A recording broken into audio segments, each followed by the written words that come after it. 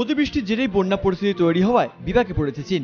তার মধ্যে ভয়াবহ ভূমিকম্পে কেঁপে উঠল শ্যানডাং প্রদেশের ডেজিউ শহর। রবিবার স্থানীয় সময় রাত 2:33 নাগাদ কম্পন অনুভূত হয়। তথ্য অনুযায়ী রিক্টার স্কেলে কম্পনের মাত্রা ছিল 5.5। চীনের এই ভূমিকম্প নিয়ে রিপোর্ট দিয়েছে মার্কিন জিওলজিক্যাল সার্ভে বা USGS।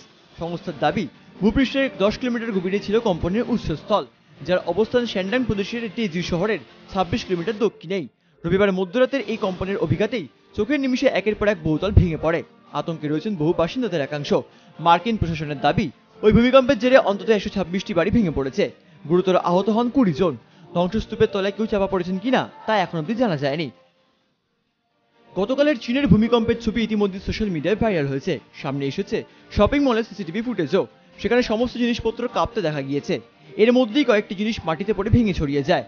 বহুতল ভেঙে পড়া বা আহত হওয়া নিয়ে সরকারিভাবে বেজিং এর তরফে কিছু বলা হয়নি।